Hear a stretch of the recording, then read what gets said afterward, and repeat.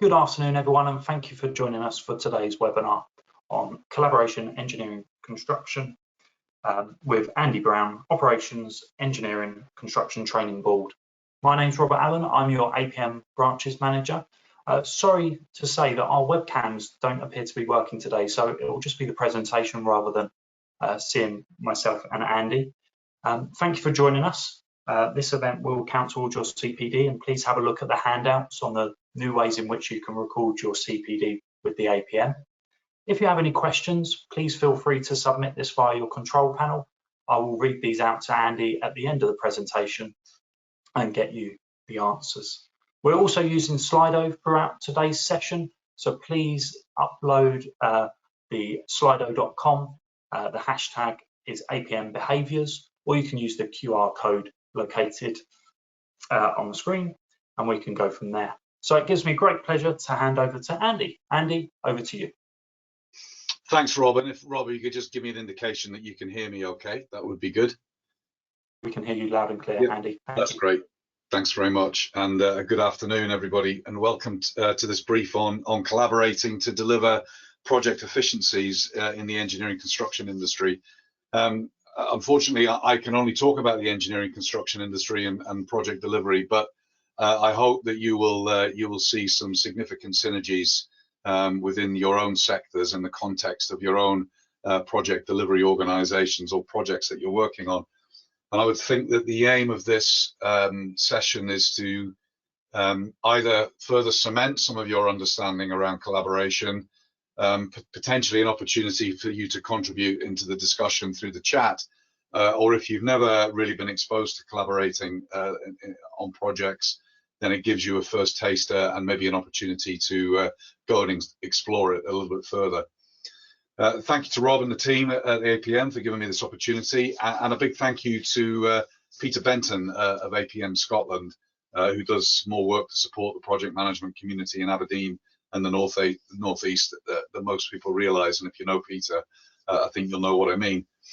So, I mean, first of all, like all good projects, we should do some benchmarking. So, what do we mean by collaboration? And interestingly enough, despite the rehearsal, my slide deck has struggled to move. Here we go. So yeah, some definitions around collaboration. I think the first, easy one, the action of working with someone to produce something. Yeah, I think we could agree on this, but it's a bit of a broad definition, doesn't really help us in the area of project domain. And of course, when thinking about definitions and using terms, you have to be careful that you don't make any wrong assumptions, because for some people, collaboration is defined as traitorous cooperation with an enemy, off to the gallows for being guilty of high treason if you're not too careful. I like to look at the Institute for Collaborative Working definition. It gives us a bit of a clearer definition and helps provide understanding of collaboration in the project and business world. And the Institute for Collaborative Working are very much a business-to-business sort of set of standards and guidance, defined as people working jointly on an activity or project to achieve a common goal, especially where this involves cooperation between several teams of departments and or different organizations to achieve an agreed objective. We'll come back to this definition a little bit later on, because it's important not to lose sight of it. As far as the scope of this presentation is concerned, I want to bring your attention to some of the sort of broader industry level collaborative activities that my organization is involved with in the industry, and show that an industrial training board is actually a model that supports and even drives collaborative behaviours. So a bit of an introduction to the ECITB and our strategy, and then sort of ask you to indulge me as we delve into some specific areas where we have developed collaborative strategies. We'll explore the benefits and some of the how-to activities with a little bit of audience participation, and all of this in around about sort of 30 to 40 minutes with time for questions. Of course, as Rob said, fire in the questions through the chat facility in the webinar. Rob will pick them up and we can discuss at the end. And if I can't answer the questions, then I will certainly find an individual that can.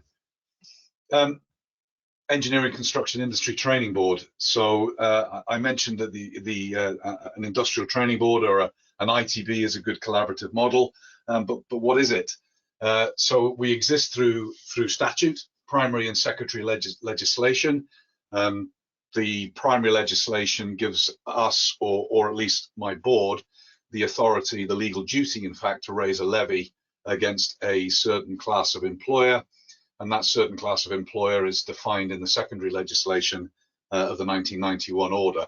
All of that is all great stuff, but not very interesting.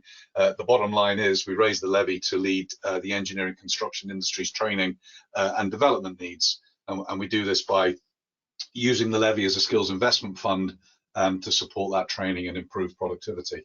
We're wholly employer-led. We have an employer board, we have an employer council, and we work very closely with the employers that we draw the levy from, and we also support. We draw around about 28 to 29 million a year, and for that we put around about 25, 26 million back in training and skills on behalf of the industry, ranging from apprentices, graduates, project management training, supervisory training. I think what's important when we think about collaboration is that the fund, the levy, although it exists through statute, is a consensual levy. So we have to demonstrate to the Department for Education, Secretary of State for Education, that industry supports the levy. We have to demonstrate that every 3 years. And so we have to work with our industry and make sure we're meeting their needs. Otherwise, they won't support the levy. The last consensus round was in 2019, where 75% of the levy paying employers backed the levy proposals, and actually that included a proposal to increase the tax to meet the needs of the industry following a strategy consultation. So as far as collaborative models go, I think this is a pretty good example of working together with industry. What is the industry? Well, it's the bedrock of the UK critical national infrastructure. It's made up of the contractor firms responsible for I would say the whole project life cycle for the process industry, so design, delivery, project management, procurement, installation, repair, maintenance, and decommissioning. Pretty much everything in the project life cycle other than operations. So if you're one of the contractors involved in that as your main part of your business in the oil and gas, nuclear, renewables, chemicals, pharma, food processing, water, waste treatment, then the odds are you may well be engaged with the ECITB at some stage. And the workers are highly skilled, they're in demand, and the work itself is very cyclical, driven by the demands of clients. It's a project environment, contract environment, and so there's a lot of mobility of the workforce. There's a lot of hire and fire, there's a lot of temporary work going on, and so the levy helps smooth out the competence and skills required of the industry.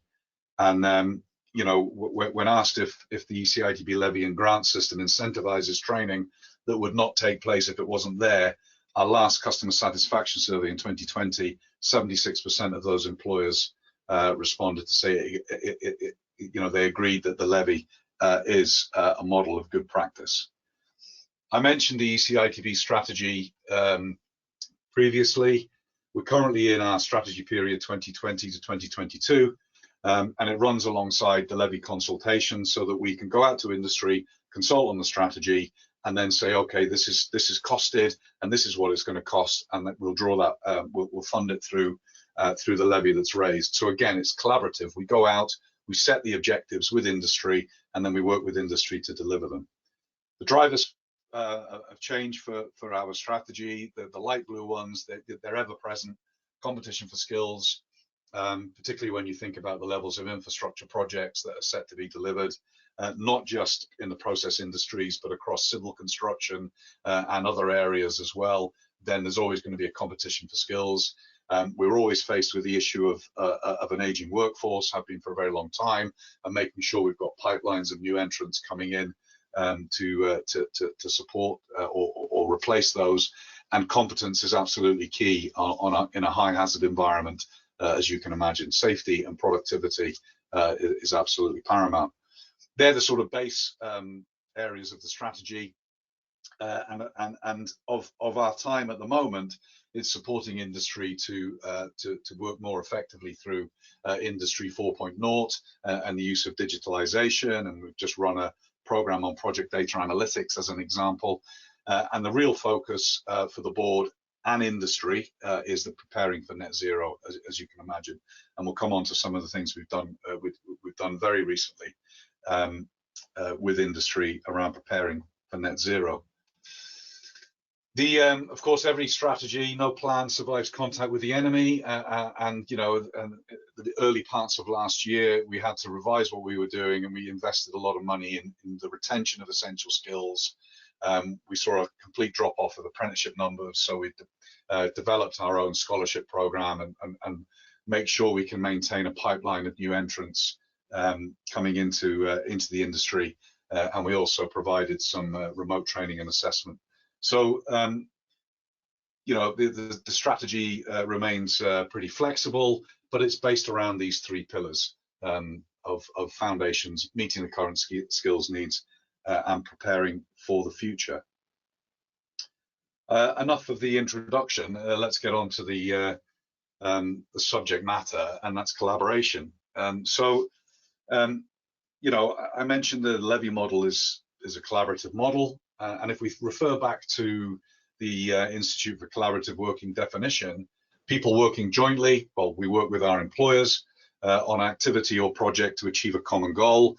That common goal is around making sure we've got a highly skilled, competent workforce in the industry, especially where this involves cooperation.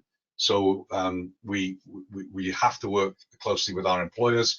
They pay the levy, they want a return on that levy, and they want deliverables against the strategic objectives. So cooperation between several teams, departments, and or different organizations to achieve an agreed objective. And that agreed objective is the strategy that we set in consultation with industry. So I think it's a very collaborative model. The fund is a collective fund. And that's used and is redistributed where it's needed, be it new entrants, retention of skills, competence, project management capability, which we'll come on to in a bit. So although the fund is forced through legislation, when you consider that over 75% of employers who recently voted in the last consensus, although the fund is forced through that legislation, it's clearly a model that industry supports. So if we go back to, if we look at some examples of how we work with industry in areas other than the project management domain, and then we'll come and focus a bit more on project management, because at the end of the day is the area you're interested in, and hopefully we'll see some opportunity to maybe do a little bit more research. If we look at collaboration in other areas, we have a competence assurance scheme that we work with industry to deliver. And it's a collective vision of making sure that we've got a transferable way of assuring the base level of technical competence across the industry. So it's a good example of an industry-owned approach that we support. We kind of provide the platform for industry to work together and agree those base standards which underpin the competence, which are aligned to industry-developed national occupational standards. And they're agreed across the 4 nations. So the vision of that recognized and adopted base level competence assurance is all agreed, and it's led by a connected competence council, and this council is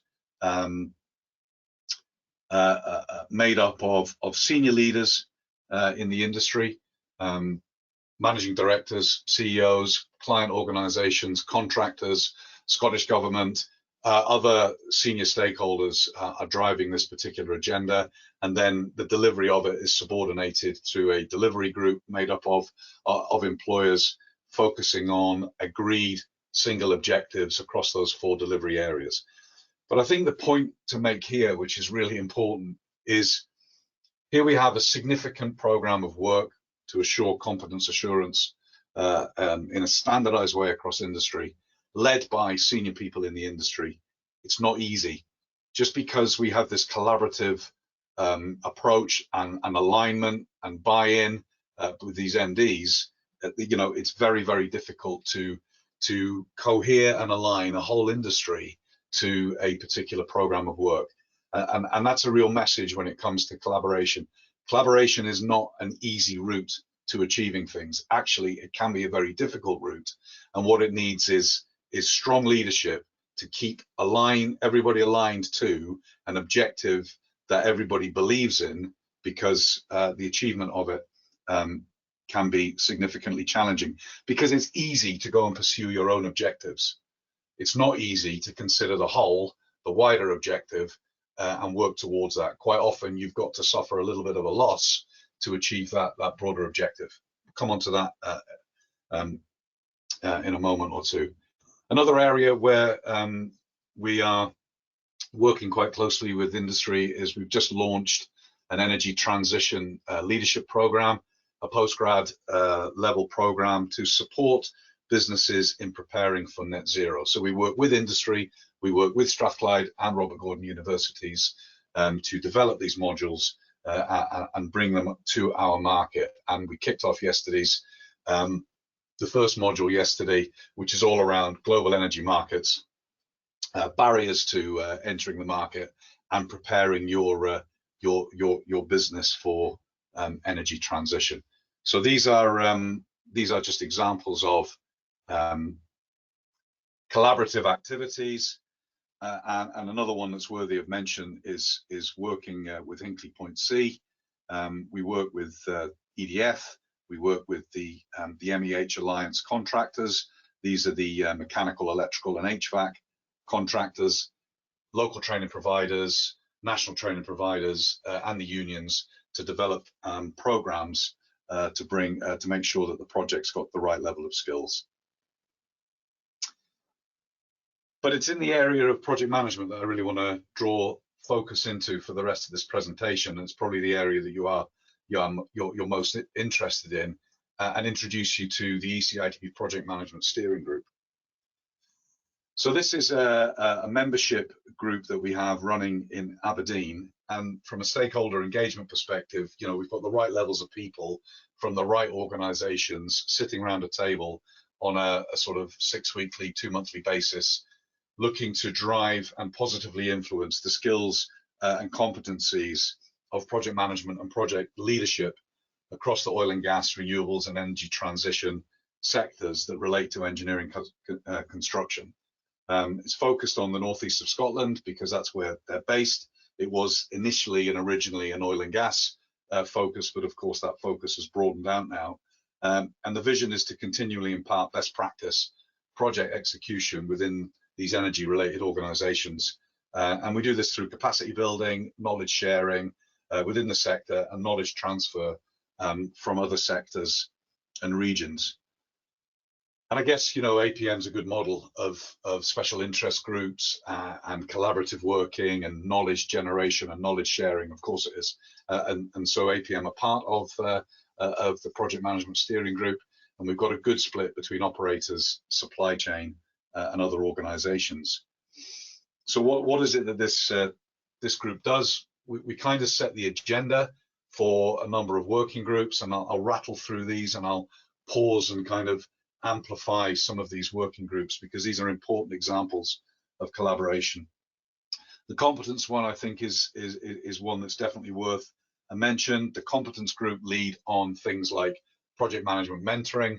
We've got a very successful mentoring scheme that is pan-sector. It isn't, you know, working with one organization. It's mentoring across many organizations, operators, mentoring contractors, you know, small SME tier 2, tier 3 contractors, maybe mentoring somebody within an operator's organization. It's now in its 6th year. We've had over 70 mentees working with experienced PMs, and we now also have a sort of across a UK-wide mentoring program as well, including the nuclear sector. So this year we got 14 pairings still working through their program. The other area that the competence team work on is delivering RPP, as was, and in 2020, you know, we've been running this program for a few years now. We had in 2020 15 individuals completed RPP and some of those have now already achieved their chartership. So they were record numbers for any given year for us, so we're really pleased with that. And then this group is now focusing on the next iteration of a collaborative and cohesive approach, and working on a CHPP program, which will commence later this month. The collaboration group, I'll sort of just highlight it there, but pause because we'll come back to that in a little while. Other working groups of note, we have a conference working group. So every 2 years we run a project management conference in Aberdeen. Our next one, just a quick plug here, our next one is the 28th of October, looking at project management for the future, for future needs. So every 2 years we have a theme, we run the conference, and then the outputs of the conference drive the agenda for the project management steering group to focus on. 28th of October, did I mention that already? 28th of October. And if you go onto the ECITB website, you can register. And then we have some sort of special interest areas, front-end loading, decision making, and big data are a couple to note. But going back to the collaboration working group and why collaborate. So the starting point really was the change in the economic circumstances in 2014 with the oil and gas price. And so Ian Wood highlighted the fact that industry shouldn't compete in some areas. It's not cost effective, and it's not a good business model to be competing in some areas, and more collaborative behaviors would lead to project success. And it was interesting because in the 2013 conference, when the oil price was really high, we had presentations from oil companies showing that they would burn a brand new Ferrari every day and nobody would bat an eyelid. But there was a real focus on competence. And then 2 years later, the 2015 conference was all around collaborating for efficiencies. So there was a definite driver for the need to collaborate. And this is where we come to our first audience participation, if you're still with me, I hope so. And that is, okay, so there was a need to collaborate, but why? You know, what are the potential benefits to adopting a collaborative strategy for the delivery of not just engineering construction projects, but projects within your own sector and within your own area of business? So I'll give you 2 minutes to answer this question. I think Rob will now sort of switch over to the Slido, but within your own sector, what do you think are the potential benefits of collaboration that you can identify based on your own experience? Over to you, Rob. Excellent, thank you, Andy. So yeah, as Andy's mentioned, it's up on screen. So either on your mobile phone or another web browser, visit slido.com. You'll be asked to put in an event code, and as you can see on the screen, there's APN Behaviours links to this event, or you can use the QR code by your camera in your mobile phone, and that will take you directly to the page. But Andy, just while people are typing up their answers, what was the date of that event again? Was it the 28th of October? 28th of October, yes. And the ECITB website, www.ecitb.org.uk, is where you can register. Perfect, thank you. We're starting to get some responses through now. So Andy, hopefully you can see that, but we've got knowledge sharing, we've got reduced cost, schedule efficiencies. So thank you everyone for continuing to submit your answers. Stakeholder consensus, program control, scope of works, vision sharing, avoid man marking across organisations. Yeah, that's good. But we'll leave that to run for a little bit longer. Successful program delivery, less aggressive contractors, greater ability covering a large resource pool, which is great. You know, I'll move on in the interest of time because we're 25 minutes in, and you know, a lot of my answers are I'm not sure what. Here we go. That's good. Should be back on my screen now. That's correct. Thanks. Yeah. So yeah, you picked up on a fair few of the things that I've got, like, you know, schedule reduction and cost savings. And I think, you know, those benefits of collaboration really all flow from the alignment of stakeholders and the delivery partners to a common agreed set of project goals. And from that, you start to get effective collaboration through collaborative behaviours, and it's establishing those behaviours that are most appropriate to collectively achieving the established goals. And those improvements on performance that you can see there, schedule, problem solving, creativity and innovation, really important, all driving or helping to drive productivity. So I think you captured, certainly on the ones that Rob read out, I think you captured quite a lot of what I put in here. Clear benefits to adopting collaborative behaviours.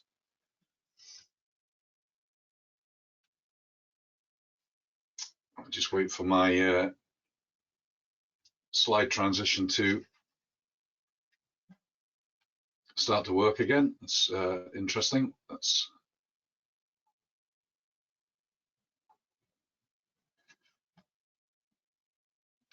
Here we go. So it was all very well that defining the benefits of collaboration, but what we found out in the 2015 Project Management Conference, which was all around collaboration for efficiency and cost reduction, through the workshops was, okay, that's great, but how do we do it?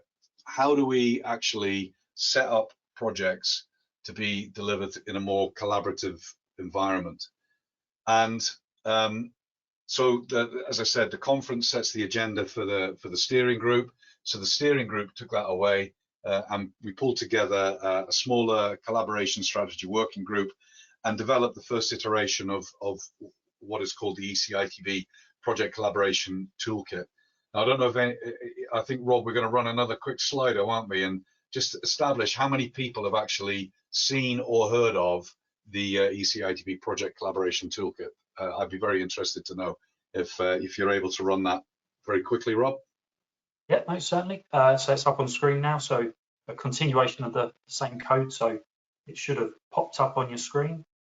So it's a yes, no, quick vote. So votes are quickly coming in. We're tracking around the 90% in the no area, Andy. So yeah, it looks like a lot of people will be learning about this for the first time. I'll pass exactly back to you now. And that's great. That's what we're here for. And at the end of this session, you'll be able to make a judgment as to whether or not you want to pursue looking at that in a bit more detail. But what is the toolkit? It's a go-to guide and developed by industry at that time in 2016 for piloting the development of collaborative behaviours on projects.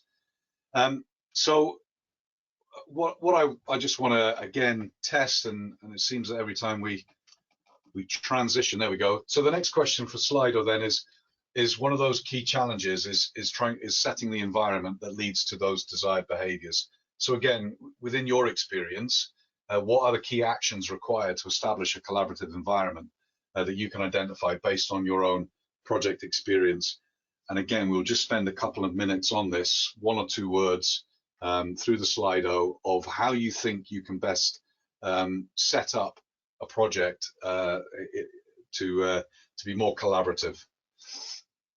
So, yeah, I like that. Frameworks within the supply chain, and that language sounds as if it's quite coming from a position of knowledge for sure. It's something that we don't do very well in the engineering construction industry. We've got something about cultures and win-win scenarios coming up, a compelling vision. Yeah, that's strong leadership.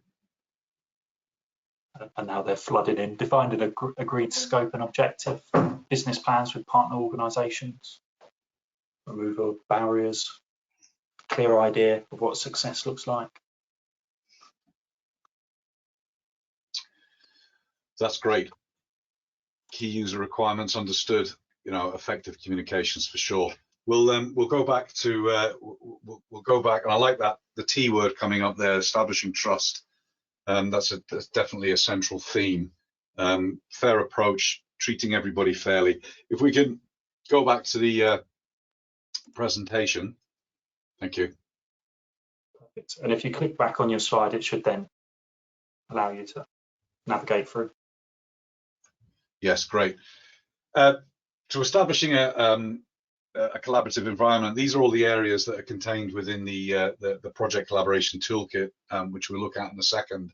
Leadership is absolutely key, and driving the collaborative approach is essential. As I said earlier, it's not easy. This isn't about, you know, giving the supply chain an easy ride and being soft on the supply chain. This is this is a very, very difficult process. And so we've got within the Project Collaboration Toolkit some real hard tools that you can use, not processes. We didn't want to develop a process document. There's enough project management processes around, but some tools and guidance that would really help you achieve that you know, what is a tough ride to keep everybody aligned. And yes, you've got to focus on self-interest, because if you're a contractor and your interests are not being looked after, you're not going to be in business for very long.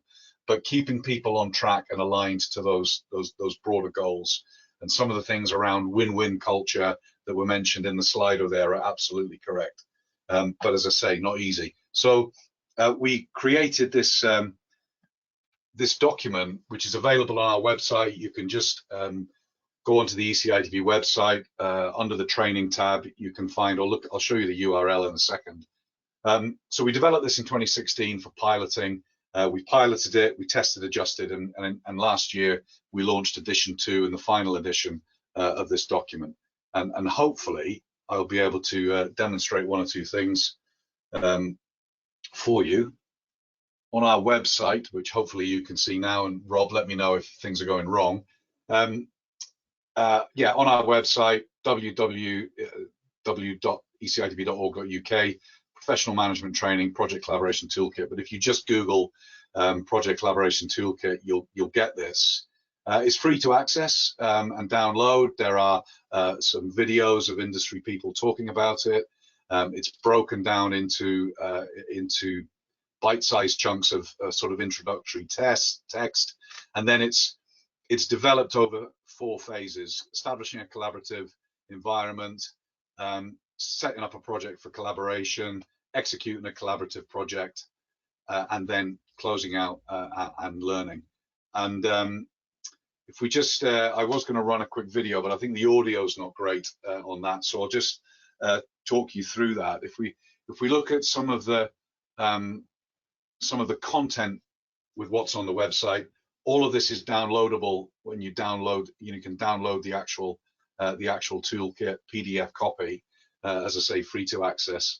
But some of the sort of the language used in the introduction, you know, there's perhaps a rightful fear in the operating community that collaboration is some kind of code for service providers having an easy contract with higher margin. It's definitely not the intent. You know, a collaborative environment should be about the best people delivering the right work in an open and a communicative manner. And if we look at some of the detail around what's contained within the toolkit, so phase 1, establishing a collaborative environment, appointing a collaborative chairman, a collaboration chairman. 1.3, the stakeholder management conference, guidance on setting that conference up, what it is you need to do to achieve the outputs of the conference. This is about assessing the appetite for collaboration across your stakeholder group, because not all projects are going to be absolutely made for collaborative environments. Some of them will be repeat work, some of them will be maybe fairly straightforward. So the last thing you want is to bring everybody you know, into a collaborative environment if it's not required. So that's a very important step. Partner selection and processes, and establishing contracting principles.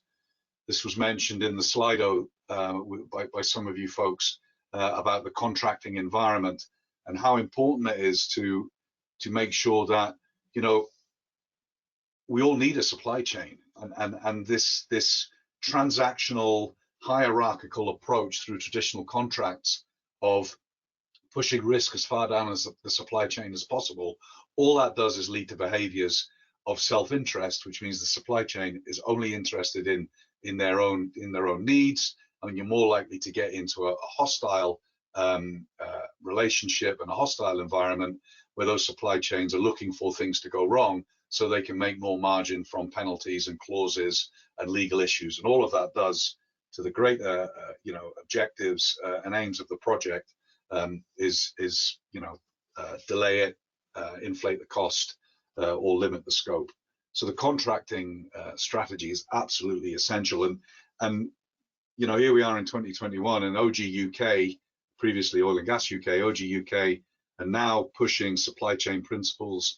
They're pushing to their operators the need to make sure the payment terms are effective. I mean, some payment terms, some relationships are like 120 days. That's like having a bank rather than a supplier.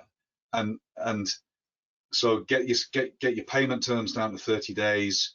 And then we've also been working on more collaborative contracting strategies, and we've got a collaborative contracting agreement that we've drafted up that we've now got out with industry, going through legal review to see if there's an appetite within industry to engage using a collaborative contracting agreement. And also on our website, we've got case studies. We piloted the toolkit through 2016, 17, 18. And if we can highlight one of the case studies here, again, hopefully you can see this, and Rob, shout out if you can't. Then the case studies that are on the website give a good summary of the project. So this is Brent Bravo lift preparation. So the Brent field, part of the major Shell oil exploration and extraction field. Brent Delta was decommissioned a few years ago, and so there was a little bit of lessons could be learned for Brent Bravo. But in the lift preparation, they decided to do it in a much more collaborative environment, and they pulled together one team, the Brent Bravo, lift team, with the contractors and with the client, and they decided to use the Project Collaboration Toolkit as the guidance for preparing the top sides of the installation for lifts.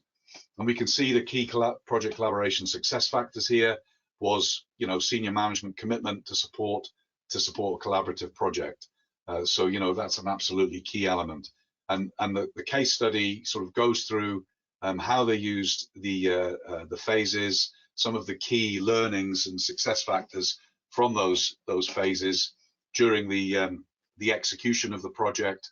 One plan, one report, one way of working, one source of truth, not having a whole lot of stakeholders using their own systems, going back to their own corners or their own offices, and developing those different versions of the truth. And that was absolutely key. The guidance, the toolkit recommends the setting up of a project behavioral charter, and this is the signatories here from all of the stakeholders that were involved, and some of the key challenges that were overcome through the application of collaborative principles. And then at the end of the case study, there's conclusions and outcomes. And within the toolkit, and it's just to highlight some of the tools that are provided, you can measure, the stakeholders, the team can measure their appetite for collaboration and how they set the collaborative environment up. And you can see where the gaps are on these diagrams. So partner selection processes, there was room for improvement there. So there's lessons to be learned all the time. Setting up the project for collaboration, the sort of scope management and change processes could have been better to improve collaboration. And then you can see in the outcomes of this case study that project team size was reduced by 20%. A lot of that is because no need for man marking, which was mentioned on the Slido, but also some of the things that were undertaken through Brent Delta, there were significant savings on Brent Bravo. And yes, there were some learnings from Brent Delta, of course, but the view from the team was a lot of this was around effective implementation of the Project Collaboration Toolkit. So there are other case studies up there, and I would recommend, if you're interested in this subject, that you go and have a look at the website, have a look at the toolkit, download it, write on it, rip it up, do what you want with it. It's yours to use. Look at those case studies and look at those videos of industry leaders endorsing the approach to collaboration. So what did we find out during the studies? There's a lot of good learning for us. You can't mandate collaboration. You know, it just doesn't work because you're forcing that approach. Communication, coordination, cooperation, they're all really important things, but they don't guarantee collaboration. The collaboration is really a state of mind that really develops trust and belief and alignment through effective leadership, that one team, that one vision, that one project, and definitely no blame. It's almost like an ecosystem, really, that, you know, building on effective communication, coordination, cooperation, you build a more collaborative environment. So I see it as an ecosystem that's underpinned by those other areas. And one example on that, Brent Bravo, that's sort of worth highlighting was that increase in creativity and that how that creates value.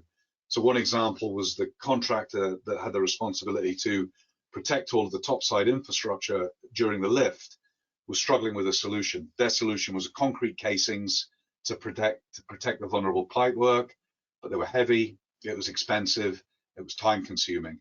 Another contractor working on a completely different work package, but bear in mind, one team, one vision, one project, they came up with a solution, nothing to do with them, wasn't really their, you know, it wasn't their project, wasn't their work package, but they provided a solution to the contractor that had this work, and that significantly increased the time spent, it significantly reduced the schedule and reduced the cost, reducing the overall weight of the lift. So it's a really good example of working together to a common goal.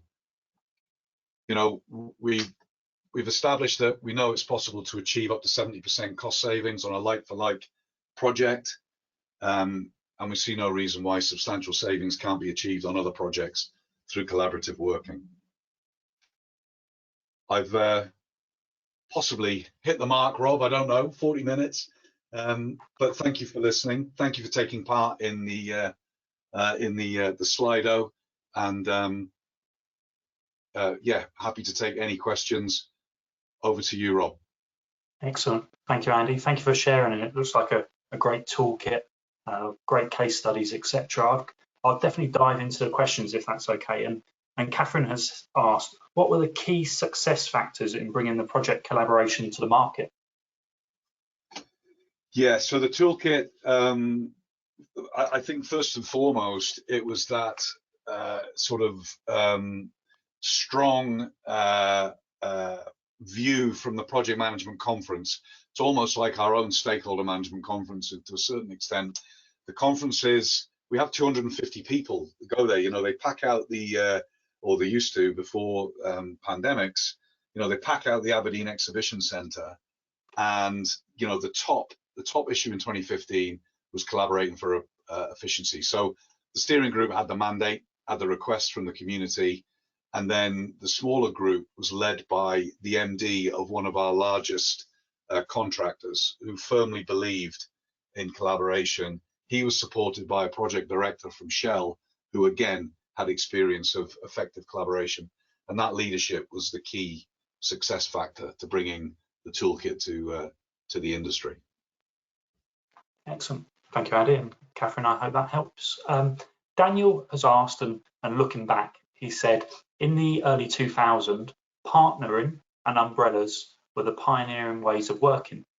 Do you think collaborative working is an evolution of those principles or something new altogether?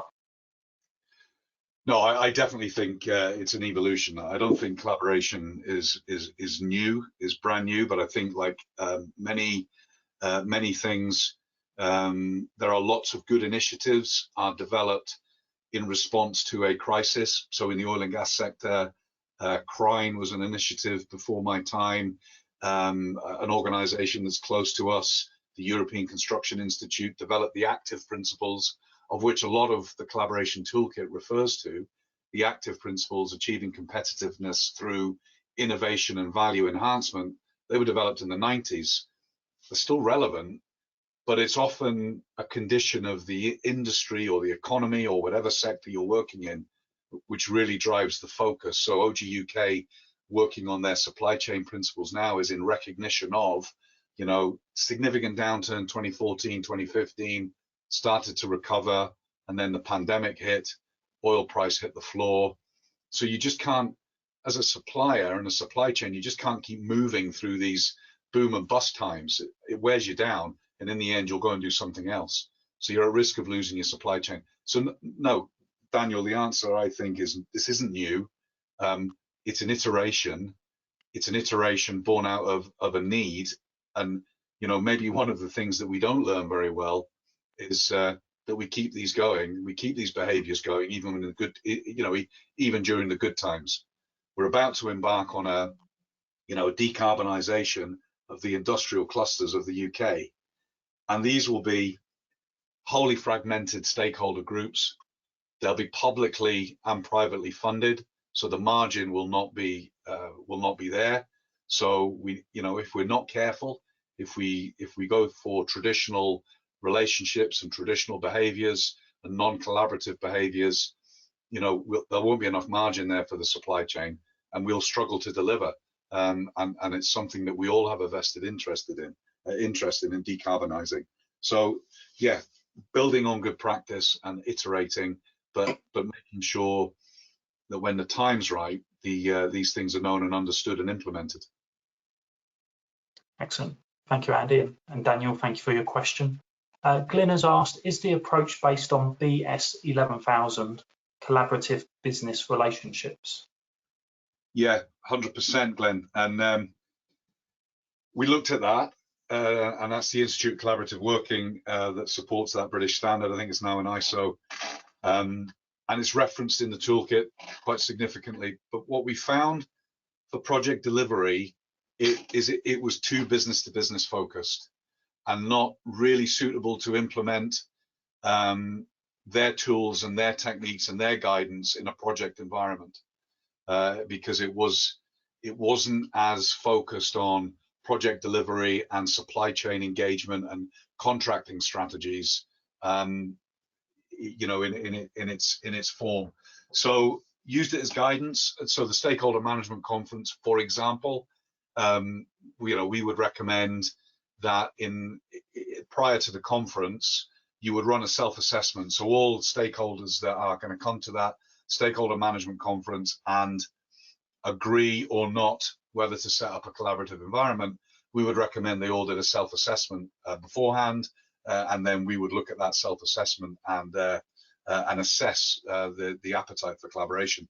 And we would say absolutely go and use the British standard self-assessment for collaboration. It's absolutely fit for purpose. So there are definitely strong links.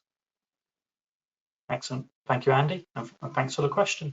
Ashok has said, in percentage terms, how beneficial do you think the collaboration push has been? Yeah. How successful has it been? How beneficial do you? Yeah, how beneficial. Well, I mean, obviously very difficult to put a number on it. If you look at those projects, those case studies where they've used the toolkit, then there's been some significant benefit. So some of the figures, 20% manpower reduction on Brent Bravo, some of the work packages, 70% cost saving. One of the projects, the Calita project, was delivered. It was a subsea tieback, was delivered in a collaborative environment, and it was a record schedule. Actually won an award for its schedule acceleration. So individual projects could probably establish a percentage benefit. If I was to be honest, have we delivered enough projects in the industry through a collaborative environment? I would say no. I would say we are still struggling to really open industry's eyes to collaboration. Even those projects that have been delivered in a collaborative environment and used the toolkit, they've had traditional contracting strategies, and it's limited the collaborative or the benefits of collaboration. On the flip side, we have got some major projects that have absolutely set off using the toolkit. They've set up an alliance contracting strategy, and because of external issues like a pandemic, actually the alliancing strategy hasn't worked. So it's a difficult one to say collaboration is a must for everybody. It is horses for courses, and it does come with an element of risk in the use of it. But if you're a believer at a senior project level, project leader level, if you're a believer, and the complexity of the project, the uncertainty of the scope, and the complexity of the stakeholder environment, it's probably a good bet to actually set off on this road. It's a poor answer, Asher. Sorry, I can't give you a number on the benefits. I would just say we can do better. So I appreciate the honest insight there, Andy, and Asher, thank you for the question. Daniel's asked a question. There's a lot of work involved in establishing collaborative behaviours with partner organisations, and many of the case studies focus on larger projects. Can collaborative work in partnerships be developed for SMEs, and are there any examples of this? Yeah, definitely. Good question, Daniel. Thank you. I think what's important to highlight here is we think about that early stage of setting up a project for in a collaborative environment, and we think about the early phase of a project. For in our industry, that might be pre-feed. So you've not yet set your contracting strategy for the project, so you think about a collaborative environment. That's absolutely right, but it lends you to think about a major project at that sort of early concept definition phase. But actually, we have used the toolkit and benchmarked smaller projects that are in the middle of the project's part of a wider project. So a maintenance work package or a modification. So we did a modification. We worked with on Grangemouth as part of a modification and set the project up for a collaborative environment. So you can do it at any stage, as long as the stage is right.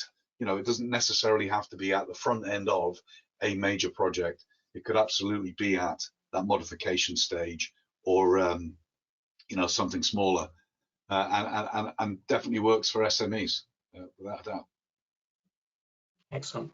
Thank you, Andy.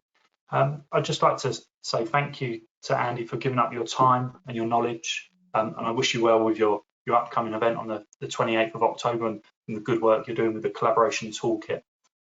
So thank you for your time. It's a pleasure. Absolutely. Thanks, Rob, and thanks everybody for sticking with the hour and asking the questions. Excellent. Thank you, Andy.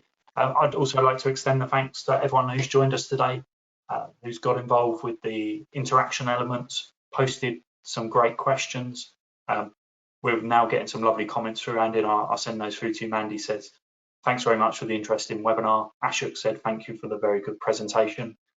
So I'll definitely send those through to you, Andy, so you can look at those in full.